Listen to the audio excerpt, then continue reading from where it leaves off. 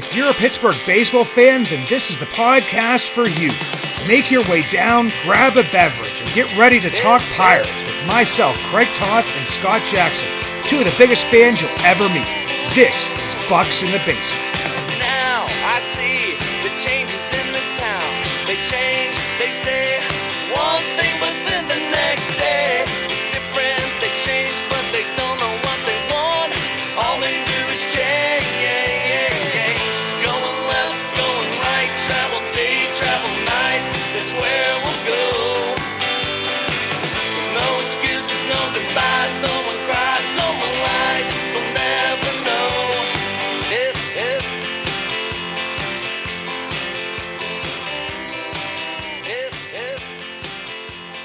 I'm not a doctor, but I heard a giant glass of bourbon will help me get through talking about the Pittsburgh Pirates as we start spring training. Scott and I were so hopeful.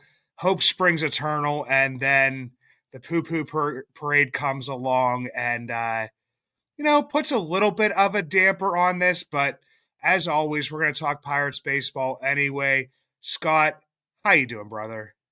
You're not a doctor? You might be the only person on Pirates Twitter that isn't a doctor at this point. Experts in wrist surgeries, apparently. Yeah, I mean, I don't even know somebody who's had a wrist surgery. Maybe I think my mom did. She had carpal tunnel, so maybe I'm an expert on carpal tunnel, but not the extender that goes past the thumb and different stuff like that. But yeah, everybody knows what the timetable is. They looked it up probably on WebMD. I mean, I'm guessing, Spencer Horwitz probably has cancer at this point because I'm pretty sure that's the joke about WebMD is you look it up and every single thing is a symptom of some type of cancer. But they were saying, well, this is like 12 weeks for this type of even a sports person, like to return to activities. And it's like, man, I'm just going to wait to see this play out. Obviously, it's not a great thing for this to happen, but if it is going to happen, I mean, he had his surgery about a week ago. They're talking about 6 to 8 weeks as the general timeline. We're already a week into that. So my thing is if this is going to happen for a guy who has, what is seen as chronic wrist injuries, that whatever this type of surgery, even though Charrington said this was like a secondary or a new type of thing, as we all know from the song we heard as a kid, the knee bone's connected to the whatever bone. Well, the hands and the wrist, they all kind of play together, and especially as a baseball player. So, as we were talking about beforehand, maybe this is something that, I'm not a doctor, but maybe this is something that if you have the surgery, it kind of clears up whatever was ailing him previously. Yeah, and if it needs to be taken care of, I'm happy that they take care of it right away because he's got 6 years of control, according to Ethan. And so that we can get it taken care of and not have this be a problem going forward in these years of control and miss a few weeks maybe of the regular season, then I'm all for it. I do have concerns about how that can affect potential power when you're talking about the wrist or the thumb or the hands, any of those, that area. And of course, GM speak does not soothe any feelings of any fans when he's saying things like, we believe that he can help contribute in 2025. He has a good chance to contribute in 2025. It's a long season, and that just makes Pirates fans think the worst. The worst. I'm going to defer to the experts. We know that these guys don't just sit on their couches until, oh, I got to get the plane ride to Florida. And then, okay, I guess I'll pack my bags. They're working out.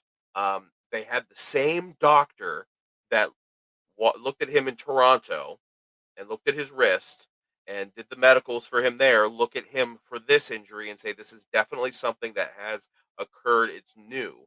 So this isn't, Toronto pulling something off with the Guardians and then to Pittsburgh. Apparently, it's legitimately a new injury. I have to defer to the people who are the experts, who know, who have access to that information. It's bad timing, but it happened. We just need to deal with it, and hopefully, by taking care of it now, we don't build into a more chronic injury that requires multiple IL stints throughout the course of not just this season, but seasons to come. Yeah, and that's like one of the first things I looked at, after hearing this news. I didn't hop on WebMD. I hopped on Spencer Horwitz's MLB page and went back through, his transaction page and what had happened with him. And yes, this may have been something that he has experienced. If you experience it either for a long period of time or you experience it on, multiple occasions, that's something that's seen as chronic. Well, I only saw one IL stint for 7 days for an undisclosed injury in the time that he was in the minor. So for me, like, I know that people hear that word chronic. Well, I'm pretty sure that there are guys that are dealing with chronic types of pain and chronic injuries in Major League Baseball that we may not even know about. So Yeah. until it comes to the point where you're having surgery or you're sitting out for multiple weeks and months at a time, aka Cabrian Hayes, then we don't know that that is the actual chronic injury that is keeping you down. I always think of Luis Robert. Everybody was saying trade for him. Well, he has chronic soft tissue hamstring injuries that he suffers. It's chronic. He's been out at different times. So that's the other things that I look for. And I went straight to there, and then I went straight to Jason Martinez's roster resource page because I knew we had picked up some minor league players. I knew we had signed some of them. And I was kind of looking to see, okay, which one is left-handed. And then Ben Cherington, when he came out to, speak to the media, confirmed that one of the first names that he had said was Derek Hall. And that was, a left-handed guy who has played first base. The majority of his minor league career has played some in the majors. And that's a name that I landed on. And that's the first name that came up. Everybody's coming up with, kind of ways to fix this. If this is going to be a short-term injury, it's probably Derek Hall or DJ Stewart. I mean, that's just the realization. And if that is for a couple weeks, a month, that is something I can, maybe live with. If it would be longer than that, then, this season might be in trouble. Yeah, and I guess Matt Gorski's been getting some time at first base, at least. It's the first couple days of spring training, and spring training hasn't even officially it's still pitchers and catchers at this point. I do hope that it is a very short term solution that's needed, and that a few weeks into the season we won't care about it, we won't remember it. By the time the All-Star break comes, we'll forget that he missed the first couple weeks. Some of those guys, like you said, could just be Derek Hall, DJ Stewart could just be used as a stopgap and then dumped when he's ready to come back. I think back to when AJ Burnett came over here and during his first spring training was doing a bunting drill, I believe it was, and Yeah. got hit in the face with a ball, and everybody was like, "Oh my God, this season's over." Yeah. It obviously, it wasn't part of his arm. Something that was, for Horwitz, it's something he's going to have to use, every single day. But it automatically, kind of made me think of that. But I did mention, Brian's back, and that was something that is going to be a concern. We have Brian signed to, a long-term deal. It's obviously not a ton of money in Pirates terms, and the way Pirates fans look at it, it is a decent chunk of change because, I mean, for the most part in time, when we bring in a guy like a Tommy Pham and we're going to pay him $4 million, he's at least going to get a decent amount of playing time. If you're paying a Cabrian Hayes the $8 million, it's not a ton of money, but he is looked at as being that starter. And when he does play, and I'm not even talking about like with the bat at the end of the 2020 season or the bat, at the end of 2023, it's when he is just a slightly below league average hitter, his glove is so elite that it makes him a player that can win games for you. He's a guy that will keep you in games with certain plays. So that's to me where it's like, okay, Yeah, I do like to see it, and we talked about it before this. Is that I do like to see the change in the swing. I do like to see him trying to minimize the torque. Hmm. He Yeah. talked about building up his core, and that's something that's going to help him with that with his back. But he did say, that he is in pain, not a lot of pain. It's like, are you? It's something that he's always going to have to deal with, and how can you minimize that? And hopefully, this is the season where Brian Hayes is healthy for, I mean, most of the season, if not the entire season, because he did in 2023 have to take a month off before he hit that string, and can just be the defensive stalwart at third base, and can provide you a little bit of offense in that pop.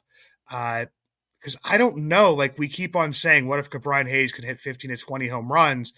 Well, to me, it's just like, okay, let's just keep Brian Hayes healthy, and whatever we get from him offensively, it's almost like from the catcher position that it's a bonus. Yeah. Yeah. If he can be, he doesn't have to be what he was at the end of 2023, which would be, I think, if he maintained that through the course of most of the season, including his defense, you're talking MVP candidate just for what he, eye test brings to the team. He's not going to be a 40 home run guy, but he can give you some pop. He can hit some doubles. He can drive in some runs. He can save you some runs on the field. And if it does mean that he's going to miss a month of the season, that's where Jared Triolo and his glove and his bit of emergence with his bat becomes that much bigger of a piece. But then, same thing we've been talking about for months. IKF is at the end of his contract. This is his last year. The thought might be to move Triolo into shortstop if IKF gets moved at the trade deadline, but you need to have Triolo as that insurance policy for Key Brian Hayes in his back. And hey, it's awesome that he's doing what he has to do to try to build his core strength, work on the two-handed swing versus the one-handed swing.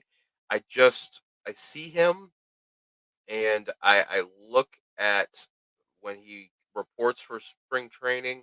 Man, that guy hits the weight room and he hits it hard. And I just don't know how that, maybe that's an old school philosophy. I just don't know how hitting the weights that hard necessarily translates into baseball and the flexibility that's needed and be a little bit limber. And hey, if it helps with his back, then I'm all for it. I just don't want him to get rigid and stiff with that swing. No, absolutely not. And he definitely, yeah, every single time he comes into spring training, you could tell like his arms are a little bit bigger, and he's done that before. And looking healthy. Well, it's one thing to look healthy, and it's another thing to be healthy, and that's where it just is so important. I mean, I know that during those runs in 2013 through 2015, we did have some swings and misses as far as the extensions. I mean, Jose Tabata did have a good season, but for the most part would be kind of seen as a swing and miss. Mhm. Gregory Polanco, kind of seen as a swing and miss. Obviously, you have The injury, really. Kutch, yeah, the injury absolutely on his shoulder, that slide. I felt like coming into his own that season, and that just derailed his entire career. I'm pretty sure we could do an entire podcast on that because El Cafe was that guy that when he was supposed to come up, he was going to be that impact. But yeah, I mean, you did have some of that stuff. You did have the Kutch contract, which was like a big hit, but then you also had these little contracts to like you mentioned, like a Mercer, a Josh Harrison, these types of things that were, some pretty big successes for the team. Marte. Yeah, Marte, that's another one. So I mean, you you're gonna have those, but it makes it exponentially harder when it's somebody that you're relying on to play such like I would say just like a crucial position. But you're Um, right also, for the money that he's making, there are teams that would gladly pay him that money just for his defense and take oh his yeah, back completely out of the equation. yeah, absolutely, and that's where like, It's gonna be, it's gonna have to be another wait and see. We're waiting and seeing with, Horwitz. We're waiting and seeing with his back. I mean, luckily we're only on the second day of spring training, but I feel like as Pirates fans, we wanted this offseason to end like so quickly just because, the moves may have not been made that we wanted to see made. They may have not done enough. And eventually we were even just saying, let's just kind of see what happens on the field. And so, like, with like, even if there's just general baseball activities and they haven't even played a spring training game, it was like they wanted to see them just like hit the ground running. And for right now, those are like two of the things where it's just like you do have a guy who has a chronic back injury. I mean, David Bednar has a chronic back injury. He's a guy that's been out with the back at different times and not. But I mean, that's neither here nor there. It's just that we kind of wanted to see, all this different type of stuff. But we did see a couple guys. I mean, one guy I definitely did not expect to see, and it was one of the first things we mentioned to each other was seeing Dowry Money Moreta like actually throwing from the mound less than a year removed from Tommy John surgery. I mean, that guy, we knew he was a character. We knew, I mean, pulling out the money at the end of the season in 2023, and that he did have some good stuff that he was using. But I mean, to work yourself back to that and to be on the mound, in less than a year removed, like I'm honestly still not counting on him to be a part of like the opening day lineup, the Oh, bullpen, but it is good to see him out there and just throwing a baseball from the mound, less than a year removed from, us seeing him in spring training and seeing him walk off the mound holding his elbow thinking, oh God, what happened to a guy we were pretty much counting on in some ways in that bullpen. yeah, and him coming back when he does come back helps the pieces fall together the way they should. And there's a lot of what ifs there, like we talk about with Bednar. Can Bednar be the Bednar that we hope that he can be? Can Majinski become that eighth inning guy? I really, at this point, Holderman has not shown anything to me that he is ready for anything beyond the seventh inning. And then that allows, you know, Money Moretta to be that fireman that comes in when you got runners on and you need a stopper to limit the damage. That's where he really, I thought, excelled in the season that he had with the Pirates. And just speaking of guys pitching off the mound, yeah, it was nice to see Oviedo pitching to Endy. That was a great video with Endy wearing the sunglasses that had the camera, seeing them throw some pitches, and Moretta only throwing a couple. But it's good to see those guys hook up. But man, Paul Skeens and Bubba Chandler, side by side pitching and those spring training videos injected straight into my veins, man. I'm ready to go. Yeah, I was so excited about that type of stuff. I saw another one that was like Harrington and Barco, and I mean Hmm. just the arms that the Pirates have. I mean, Oviedo is a big topic of discussion and has been like this entire offseason. I know we've talked about him, Scott, where I was, kind of thinking, I don't know what he's going to come back. Like I expected to see him on the mound. I actually expected to see him yesterday because I figure that's who a lot of, the Pirates beat reporters and whoever that's Hmm. down there is kind of looking to see because I mean, even Shelton had said he had seen, some videos of him, but nobody had, really seen him live since he stepped off the mound at the end of 2023. So this was like a big thing. Uh, Took some questions, about him. The Pirates brass did today about, where they see him fitting in. And with Shelton, I go back to an interview he did, I believe it was in probably about December, is, people asking him what's the plan for Oviedo. And he echoed it to me again today. And that's why I've been kind of taking the stance that I've been taking, that I just, that they have him plugged into that fifth rotation spot, and a lot of people do. And I mean, I know he's on there. Once again, I'll mention Jason Martinez on roster resources. That's what everybody will always show is, he's kind of in there. But for anybody who's listened to this show for, a long time, I've had Jason on here previously, and he's talked through his process of how he makes those types of lineups. Well, if he doesn't put Oviedo in there, who was, the number 2 starter for the Pirates, I mean, even though there was probably only like maybe 2 starters towards the end of that season,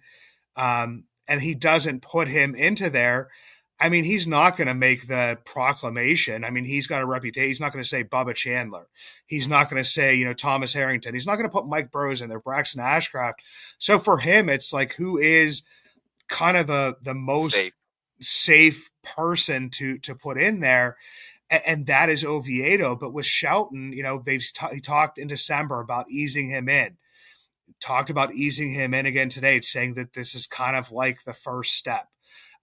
Mentioned again for the second time in about limiting innings. I mean, I've heard on other podcasts, I've heard other different places that people are getting stuff where it's like, I'll put Oviedo in the starting rotation at the beginning of the season, and he can go like 6 or 7 innings, and then when he starts to wear down, then we can move him into the bullpen role.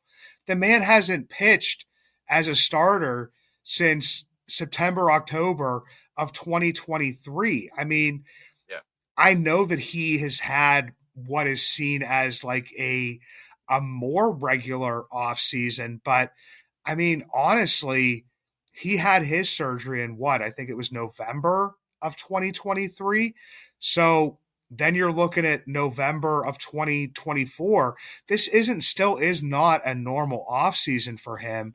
And yes, it is great to see him on the mound, but I mean, man, I'm just still thinking, I picture at his peak for this season, I picture like a Luis Ortiz role, but exactly, and maybe not as many innings, because Luis ended up going up to like, what was it, 120, 130 last year, and I don't know if Oviedo's hitting that, because Shelton will say there's going to be a line. They have that in their minds. So no matter what people think, if his body can handle it, if it's not, those will be the same people that if they pitch him 120 to 140 innings and he comes down with another injury, that they'll be jumping down their throats. Yeah, I do think that what people are saying, that they should reverse that. And I mean, Ortiz started off, spot starts or maybe the long relief. I think you shorten that up a little bit if you want him to be on the major league roster there. If you don't want to just send him to Indy to help have him kind of stretch his arm out there, you start him. Maybe 2 innings, an inning here, inning there, save it, and then by the end of the year, when you're ready to work him back more towards the rotation, you're going to want to take that initial step with some of these guys that are coming up from the minors, and maybe they can piggyback him. You can save some innings with Oviedo, have him start a game, go 3-4 innings, and then you have a Harrington or an Ashcraft that can come up piggyback behind that. So you're not maxing both guys out with their innings, and hopefully you're in a playoff push and you're getting the best out of both of those guys deep into the season, and not just blowing Oviedo's arm up at the beginning of the season to get to a hot start. Maybe Caleb Ferguson does start in the rotation, and then by the end of the year, you flip them, and he gets into his more traditional bullpen role. What? Hopefully, it doesn't just flame out for him, but hopefully, he has success in the rotation. Then you flip him into the bullpen, and you flip Oviedo to the rotation, and because I think obviously Oviedo is long term going to be in the rotation, and so he needs to finish the year, or at least to finish his year in the rotation, whether that means they shut him down early or not. But he finishes his time in the major leagues this year in the rotation, and then we'll see where they stand at that point. Because I look back to JT Brubaker, obviously traded away, but he was a guy that I watched throughout the minors, watched him come back from an injury. And he talked about how important it was for pitchers to finish the season. It wasn't like the starting of the season was, something that they were all geared up to do. They're all competitors. But for pitchers to finish the season and finish the year on the mound and not finish it, quote unquote, being shut down, because that messes, if you want to get him back into that normal offseason and, stretch him out to be in the starting rotation next year. Or, even the Luis Ortiz role where you're going to be 3-4 innings and then stretched out to a regular starter, whatever it may be. It was just so important for them to kind of finish that season. And I was telling you before we jumped on here that, I mean, I'm the type of guy that, like, I'm not a doctor. I go like looking for this stuff in like national medicine journals and like studies of like recovery times for different things. And the one thing that stuck out to me was there was an article that says that there is, not a ton of evidence of, if you don't limit the innings on pitchers after surgery and different types of stuff, there's not a ton of, evidence that that could hinder their career. But the other piece of that is that Major League Baseball teams have just kind of started to do that, like no matter what. And if Shelton's saying it, I mean, I'm kind of trusting Shelton. Like that's one thing I know that it's been written about, Charrington and Shelton over the past couple of days, especially concerning like the Horwitz injury, is I don't think any of them are liars. I don't think they're like making stuff up and doing different things. So when he's saying it, I definitely think it's going to be true. But the other piece of this is that there was an attached study that basically said that of the pitchers in, the majors and the minors who underwent Tommy John surgery, in their first quote unquote full season back from Tommy John surgery, there was only 83% of them that actually pitched. The rest of them did not pitch, during that next year, either due to a setback, whatever it may be. Some of the guys may not have ever even come back. Of that 83%, the average amount of innings they pitched was 22% of the innings that they had pitched during their previous full season. For Oviedo, that would be 177. I'm not great at math, so I put it into my calculator, and that was around 39 innings. That basically means that, I mean, that's kind of the average. But, obviously there's guys that pitch more. There's guys that are probably going to pitch, like they might pitch 1, 2, 3 innings and then not come back. So, I mean, you take the average of that. For me, like for some reason in my head, I keep on having like 80 to 100 innings.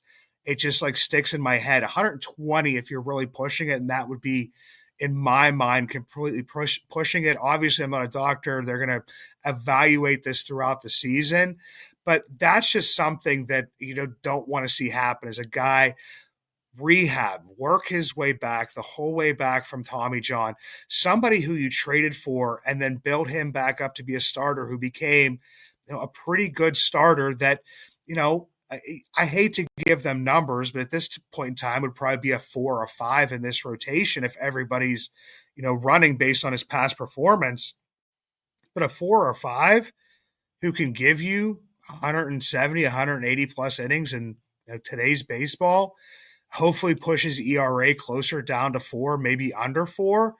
I mean, that's something that just doesn't grow on trees. Right. And yeah, you need to manage that appropriately and not push your luck on that. And you're right. Yeah, we're talking about the Brubaker thing with the psychology of it, and that's along the same thing that I've been saying with the team.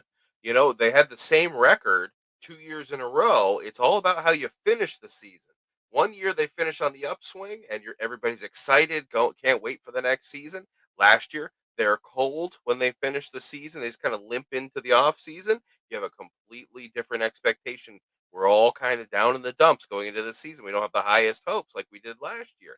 And so if you translate that to a guy's career, and yeah, he's shooting for the moon because these guys are professional athletes. They have a lot of confidence. They've only ever succeeded in their lives athletically.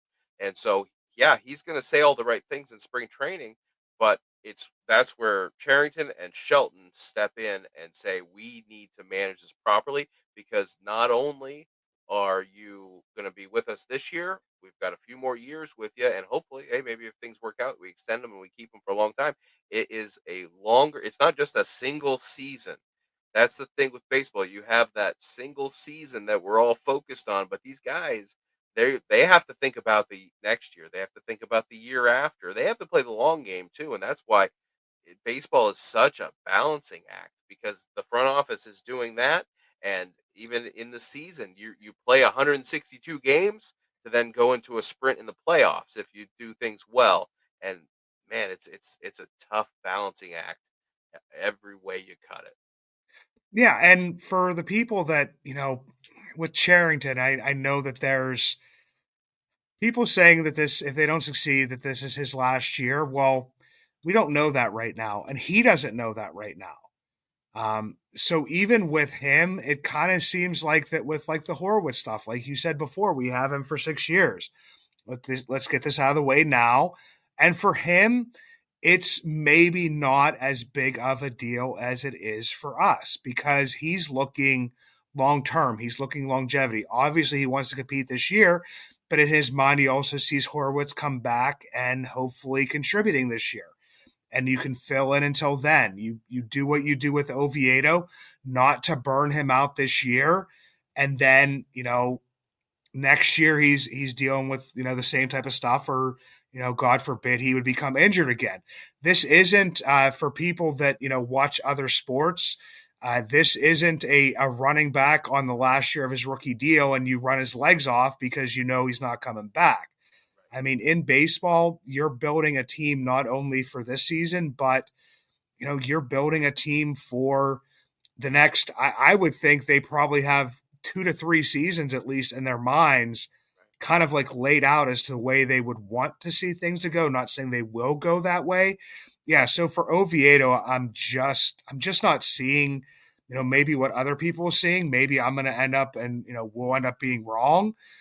But I've just seen, I know not a million guys, but 100 guys come back from injuries. And there was only twice where guys came back from Tommy John that I can remember in recent memory. There might be another one. I think Robbie Ray did pretty well as well. But you had Adam Wainwright and Justin Verlander, and those two guys are probably going to be in the Hall of Fame. And those guys, I mean, were built different. And Oviedo maybe as well, but also the mentality of baseball was built different back then. And right now, it's if you're coming back from a Tommy John surgery, those innings are going to be limited, and we're going to ease you back in. We're not going to throw you to the fire. And along those same lines, about talking about thinking in the future, another piece of news that came out in these last couple of days is that Derek Shelton has said that Brian Reynolds is going to be moved to right field, which is something you've brought up several times.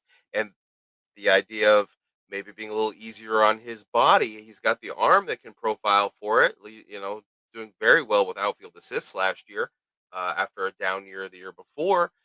So, again, thinking about how you can, these guys, how you can put them in the best position to succeed, not just this season, but for their career as Brian Reynolds starts to also get a little bit older. And also, something that Charrington said that we should probably address is that Reynolds is not moving to first base, Andy Rodriguez not moving to first base.